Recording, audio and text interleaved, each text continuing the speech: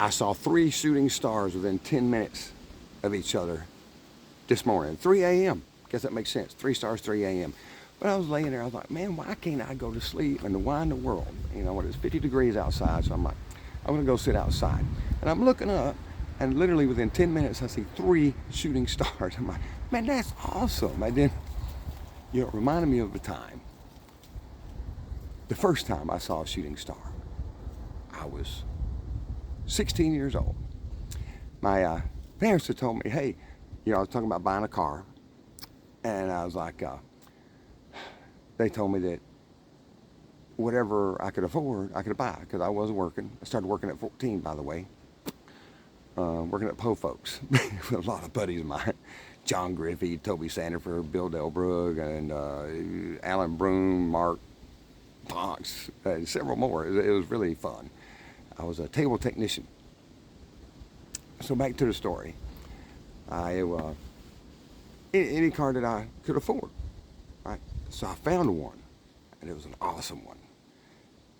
Any of you car addicts out there, it was a GTO Judge, 1971 GTO Judge, 440 with 2 4-barrels on it. I think it was a 3-speed. OMG. It needed a paint job, and it had a little dent. No big deal. $900. It's mine. My dream car, man. It's just a GTO Judge. So my dad said, okay, let's go test drive it. We're test driving it. We're going about 40 miles an hour. And in second gear, remember there's only 3 gears, so second gear was a big gear. He punched it, and the thing freaking got sideways. My dad taught driving for a living, so he knew how to handle it. And I was like, oh, this is awesome. He immediately turned it around, parked it, got out of the car, didn't say anything. We went home. He said, you're not getting that car, Curtis. Dude, I mean, I was distraught. I was really aggravated. In fact, I was so aggravated that I ran away. I know. Go ahead, tell me. Say whatever you want to say. I did. I ran away because I didn't get my way. I was being selfish in a huge way. Freaking so silly. So freaking silly over something so stupid.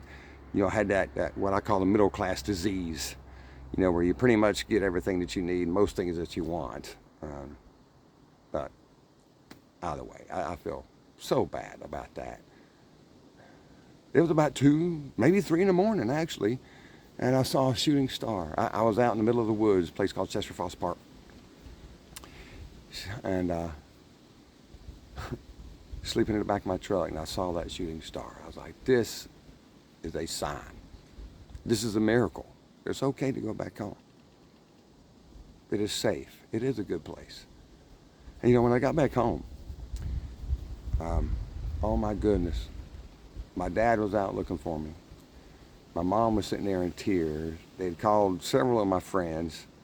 They're all out looking for me. We didn't have cell phones. And when I saw the hurt that I caused them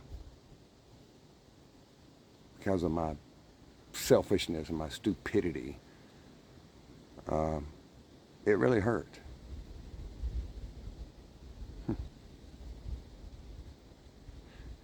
Now, and I guess the lesson I learned from that is when my kid gets 16, which he is now, I'm getting him a GTO Judge. No, I'm not.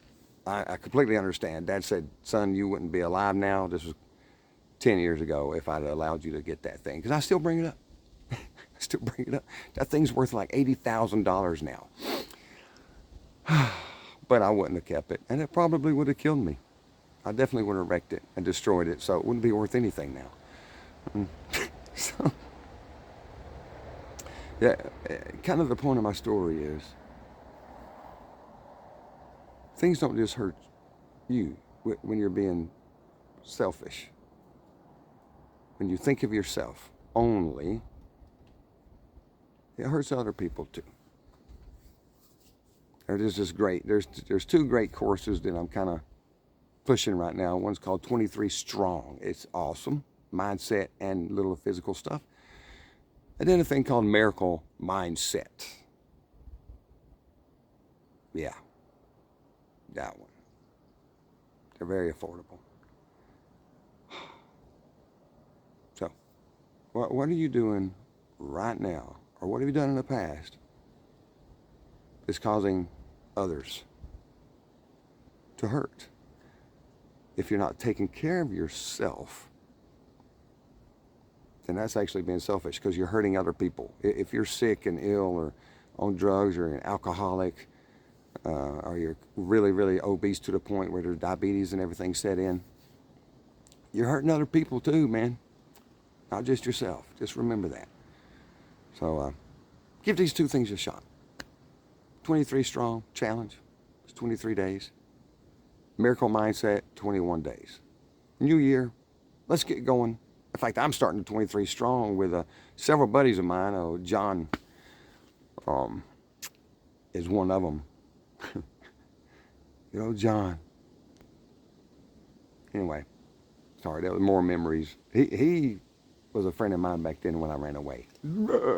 He probably don't even know I did, because he was a little younger than me. But either way, I digress. Get back to it. Take care of yourself. Thinking of others. Even if you don't care about yourself.